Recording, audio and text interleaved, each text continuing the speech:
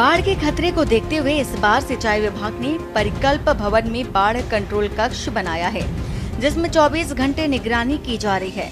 कई अधिकारियों की ड्यूटी लगाई गई है, जो 24 घंटे निगरानी करते हैं। इसके साथ ही आने वाले फोन कॉल या मैसेज के माध्यम से कंट्रोल रूम उनकी सहायता के लिए अन्य लोगों को फोन करके जानकारी देता है।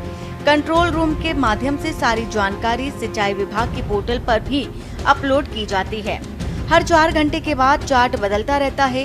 जहां कहीं भी जल स्तर खतरे के निशान के ऊपर होता है, वहां पर येलो अलर्ट जारी हो जाता है, यानी कि तत्काल प्रभाव से सूचना कंट्रोल रूम को मिल जाती है और इसके बाद कंट्रोल रूम संबंधित बाढ़ चौकियां चौकन्ना हो जाती हैं।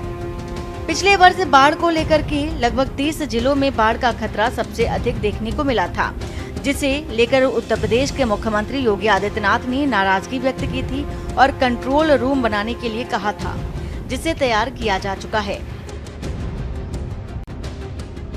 उत्तर प्रदेश के 40 जनपदों में बाढ़ आने की संभावना सिंचाई विभाग ने बताई है।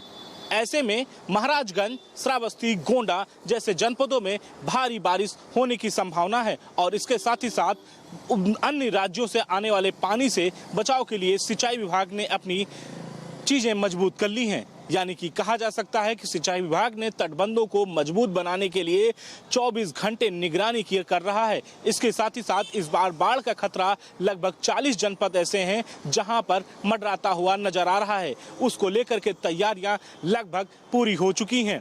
अब देखना ये होगा कि किस तरीके से जो 40 संवेदनशील जिले हैं उन पर कैसे सिंचाई विभाग काम करता है या किस तरीके से मॉनिटरिंग करता है। उसको लेकर के एक मॉनिटरिंग सेल भी बनाया गया है, यानी कि लोग उस टोल फ्री नंबर पर इसकी सारी जानकारियां दे सकते हैं, जिससे कि बाढ़ आती है तो उसे तुरंत ही वहां पर सहयोगी टीमों के साथ पहुंच करके वहां पर मदद कराई जा सके। इन जनपदों में बाढ़ का खतरा ज्यादा प्रयागराज, महाराजगंज, बलरामपुर, कानपुर, लखीमपुर खीरी, गोंडा, सीतापुर, फर्रुखाबाद, बहराइच, बाराबंकी, बदायूं, बलिया, आजमगढ़, गोरखपुर, अयोध्या, मिर्जापुर, वाराणसी, प्रयागराज, गाजीपुर, मथुरा, पीलीभीत, बिजनौर, अमरोहा और इन जनपदों पर बाढ़ का खतरा सबसे ज्यादा है। उत्तर प्रदेश के प्रयागराज में गंगा यमुना नदी का जलस्तर तेजी से बढ़ना शुरू हो गया है। पहाड़ी क्षेत्र के साथ ही मैदानी क्षेत्र में भी बारिश का असर देखने को मिल रहा है और इसका सीधा असर दोनों नदियों में भी देखने को मिल रहा है। पिछले 24 घंटे में गंगा यमुना नदी के जलस्तर में लगभग आधा मीटर की बढ़ोतरी दर्ज की गई। करीब एक सप्ताह से लगातार दोनों नदियों के जलस्तर में वृद्धि की जा रही है। गाजीपुर जिले में प्रशासन ने 252 गांवों को चिन्हित किया है और जहां आगामी दिनों में बाढ़ का खतरा है। बता दें कि गाजीपुर जिले साल 1971 से लेकर के 2024 तक 53 सालों में 25 बार बाढ़ का दर्द झेल चुका है और वहीं आगामी बाढ़ से निपटने के लिए पूरी तैयारी कर ली गई है। इन गाँवों को 2 श्रेणियों में बांटा गया है। 128 गांव को अति संवेदनशील और 124 को संवेदनशील श्रेणी में रखकर निगरानी की जा रही है, जिससे जिले में गंगा के बढ़ाव से मोहम्मदाबाद और जमानिया तहसील में सबसे अधिक तबाही होती है। नेपाल द्वारा राप्ती बैराज से 37,000 क्यूसेक पानी छोड़े जाने के बाद बलरामपुर जिले में राप्ती नदी उफान पर आ गई है। बाढ़ का खतरा मंडरा रहा है क्योंकि बलरामपुर जिले के 12 गांवों में बाढ़ का पानी घुस गया है, जिससे गन्ना और धान की फसलें पानी में डूब गई हैं। कहाँ से आती हो तुम पढ़ने? से। अच्छा, कहे से आती हो? नदी पार करती हो? नाव से। नाव से। डर लगता है कभी? क्या डर लगता है? डूबने का डर लगता रहता है। अभी क्या हाल है नदी के? नदी बाढ़ में है? बाढ़ में है।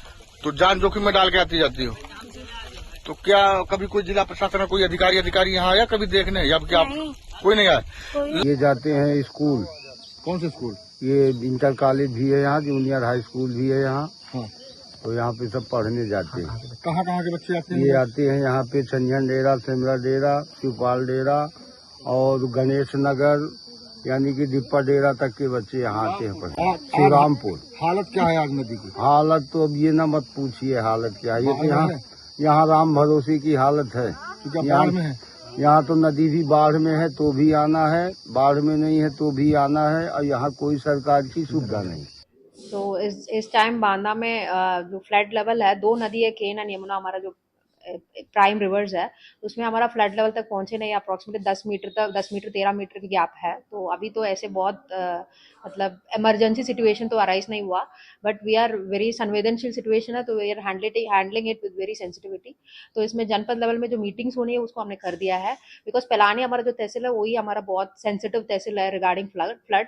सो तहसील लेवल में भी हम लोगों ने प्रधान, कोटेदार और सभी स्टेक होल्डर्स के साथ मीटिंग किया है, एंड बाढ़ चौकी जितने भी है उसको अभी हम लोगों ने इंस्पेक्शन कर दिया, ऑल कितने भी बाढ़ चौकी है वो सबको हमने फंक्शनल कर दिया है।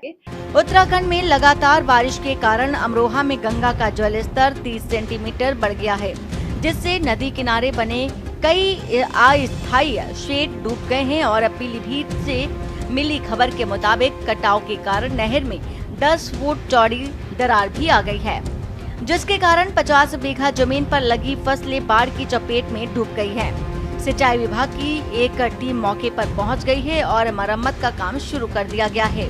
कानपुर में गंगा नदी उफान पर है, नदी का पानी तेजी से बढ़ रहा है, जिससे गंगा किनारे के 2000 घरों पर बाढ़ का खतरा मंडरा रहा है और यह करीब 8 से 10 हजार लोग बाढ़ के खौफ में जी रहे हैं। गंगा नदी के किनारे कटान भी शुरू हो गया है, इससे गांव वालों की बेचैनी बढ़ गई है और कई देखे जा रहे हैं कि किनारे रहने वाले घर कटान के कारण गिर जाएंगे। रामा, निहालपुर, नत्था, पुरवा, बड़ा मंगलपुर, छोटा मंगलपुर, पहाड़ीपुर, रामपुर और चैनपुरवा गांव में बाढ़ का खतरा बना हुआ है।